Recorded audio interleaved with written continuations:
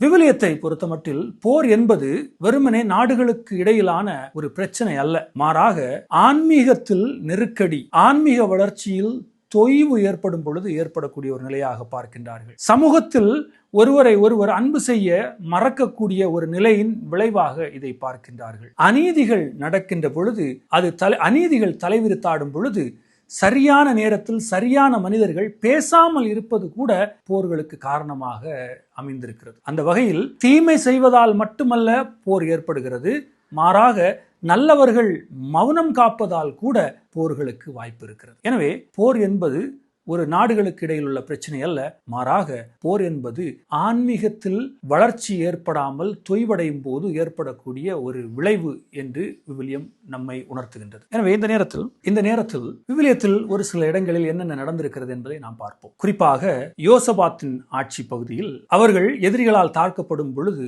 எதிரிகள் வந்து கொண்டிருக்கின்றார் என்பதை கேட்டு பயமுற்று தங்களால் அவர்களை எதிர்க்க முடியாது என்ற ஒரு சூழலில் இவர்கள் அனைவருமே கடவுளுக்கு முன்னால் முழந்தாள் படியிட்டு கடவுளுக்கு முன்னால் வேண்டுகின்றார்கள். அதை அழகாக சொல்லுவார், ஆண்டவரே, எங்களது கண்கள் உம்மை நோக்கியே இருக்கின்றன, எங்களுக்கு எதுவும் செய்ய இயலாது என்று அவர் அறிக்கையிடுகின்றார். அப்படி என்றால் ஒரு நாடு முழுவதும், ஒரு பகுதியில் உள்ள மக்கள் முழுவதும் ஆண்டவரை மட்டுமே நோக்கி இருக்கின்றார்கள், எங்களுக்கு வேறு யாரும் இல்லை என்று. கடவுளும் கைவிடவில்லை. அனைவருமே ஒரு மனதாக பாதுகாப்பிற்காக ஜெபிக்கின்றார்கள். என்ன நடக்கிறது?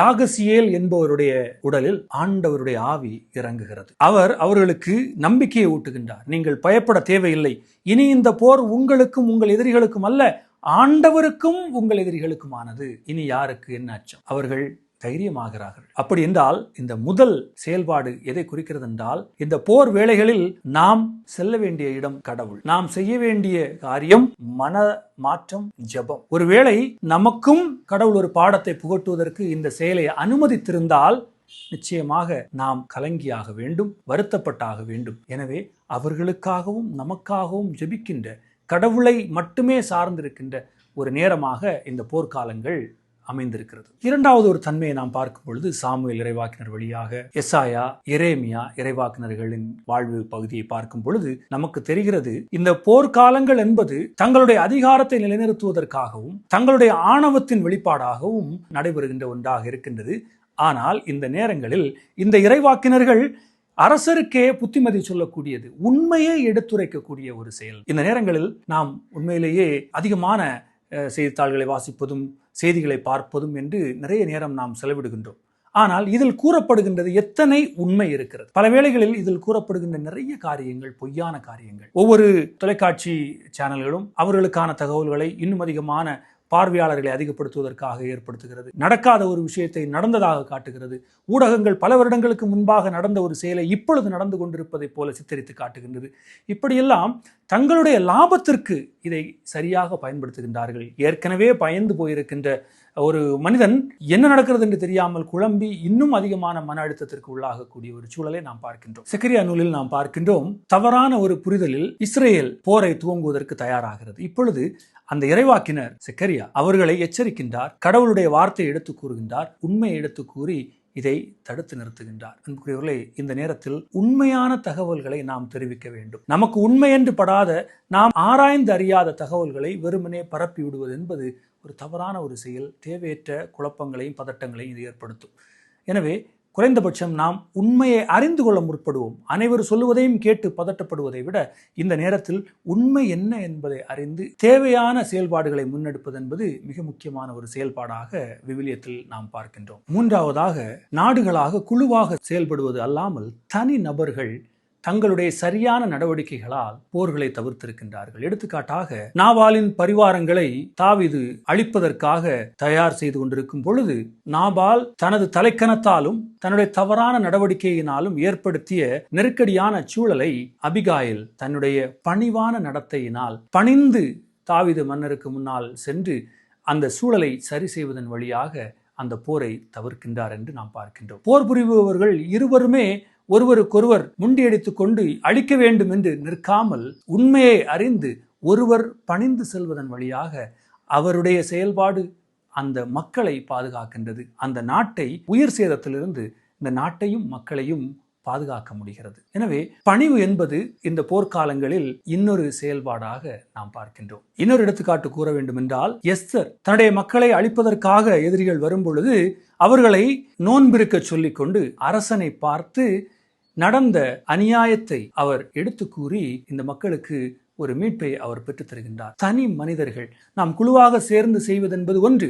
ஒவ்வொரு தனி மனிதனும் தனக்கு இயன்ற நல்ல காரியங்களை, இந்த சூழலில் அமைதியை ஏற்படுத்துகின்ற காரியங்களை நாம் செய்வதன் வழியாக நாம் இந்த போர்க்காலங்களில் பதட்டத்தை குறைக்க முடியும், நன்மைகளை பெருக்க முடியும், ஒருவருக்கொருவர் உதவ முடியும் என்பதை எஸ்தர் நமக்கு எடுத்து காட்டுகின்றார். நான்காவது, இந்த போர்க்காலத்தில் நமக்கு தேவையான இன்னொன்று என்னவென்றால் புத்தி கூர்மை. எடுத்துக்காட்டாக பிக்கிரியுடைய மகன் சேபா தாவீதுக்கு எதிராக கலகத்தை ஏற்படுத்தும் பொழுது யோவாபு தாவீதினுடைய படையை நடத்தி வருகின்றார், இவனை பிடித்து இந்த மக்களை அழிப்பதற்காக. அப்பொழுது அந்த பகுதியில் உள்ள இந்த வார்த்தை அழகாக சொல்லப்படுகிறது, 2 சாமுவேல் 20வது அதிகாரத்தில் சொல்லப்படுகிறது, அந்த பகுதியில் உள்ள அறிவு கூர்மை உள்ள பெண் ஒருவர் என்று கூறப்படுகிறது. அப்படி என்றால் உண்மையிலேயே இந்த சூழலில் என்ன செய்ய வேண்டும் என்பதை தெரிந்த ஒருவர் தான் அறிவுள்ளவர் என்று நமக்கு கூறப்படுகிறது. அதாவது அறிவு கூர்மை உள்ள பெண் ஒருவர் யோவாவை அணுகி அவரோடு பேச்சுவார்த்தை நடத்தி இந்த சேவாவின் தலையை வெட்டி மதில் சுவருக்கு அப்பால் வீசி அந்த மக்களை காப்பாற்றுகின்ற இந்த ஒரு நிகழ்வை நாம் பார்க்கின்றோம். அறிவு கூர்மை என்பது நமது லாபத்திற்காக மட்டுமல்ல, மாறாக நம்மோடு வாழ்பவர்களையும் வாழ வைப்பதற்காக என்பதை இந்த பெண் நமக்கு எடுத்து கூறுகிறாள். இவருடைய பெயர் நமக்கு சொல்லப்படவில்லை. ஆனால் இந்த பெண் அறிவு கூர்மை உள்ளவராக இருந்து பேச்சுவார்த்தை நடத்துகின்றார். அப்படி என்றால் நாம் உண்மையிலேயே 2 விஷயங்கள் சொல்லப்படுகிறது. போர்க்காலங்களில் பேச்சுவார்த்தைகள் நடத்தப்பட வேண்டும், பேச வேண்டும், ஒருவருக்கொருவர் என்ன வேண்டும், என்ன பிரச்சனை என்பதை பேச வேண்டும். இதற்கு மிக அடிப்படையாக இருப்பது அறிவு கூர்மை. எனவே இந்த காலத்தில் நாமும் இறைவனிடம் அறிவு கூர்மைக்காக மன்றாடுவோம். எதை பேசுவது, எதை புரிந்து கொள்வது, எப்படி வேறுதிரித்து பார்ப்பது என்பதை நாம் அறிவு கூர்மையின் வழியாக மட்டும்தான் தெரிந்து கொள்ள முடியும். அதையும் இறைவனிடத்தில் கேட்கின்ற ஒரு காலமாக இந்த போர்க்காலம் நமக்கு அமைந்திருக்கிறது. இன்னும் நாம் எடுத்துக்காட்டுகள் விவிலியத்திலிருந்து எடுக்கலாம். இறுதியாக நான் ஆண்டவர் இயேசுவை பற்றி கூற விரும்புகிறேன். ஆண்டவர் இயேசுவை பற்றி பார்க்கும் பொழுது அவருடைய நெருக்கடி கால செயல்பாடுகள் என்னவென்றால், நெருக்கடி காலங்கள் வருவதற்கு முன்பே நம்மை தயார் செய்கின்றார்.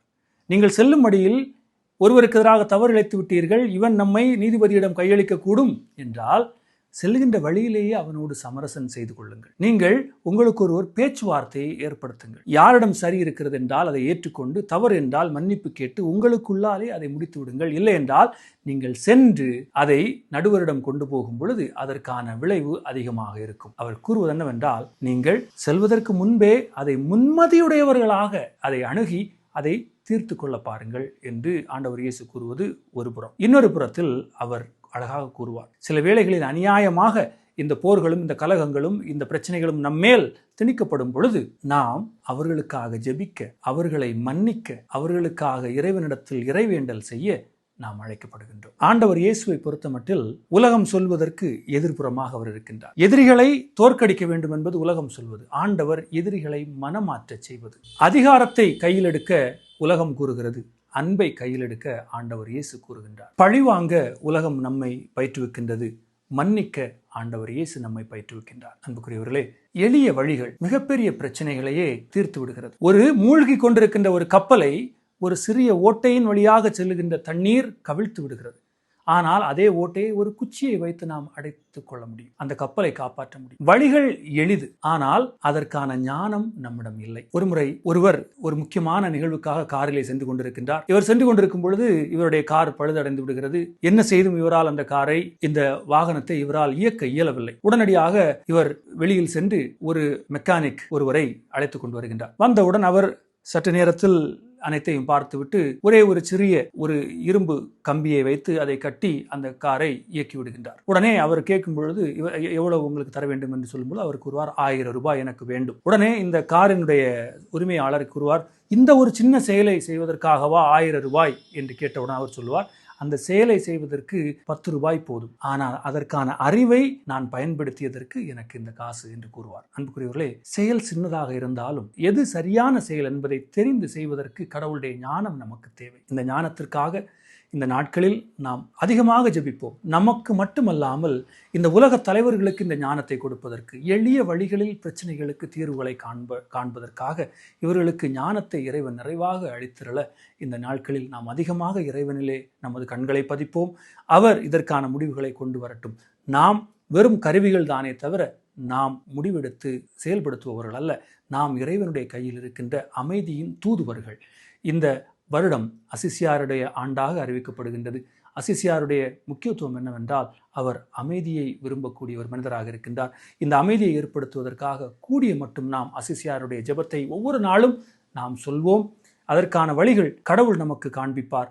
நாம் அதன்படி தைரியமாக இந்த வழிகளை செயல்படுத்த முற்படுவோம். இறைவன் நம்மோடு.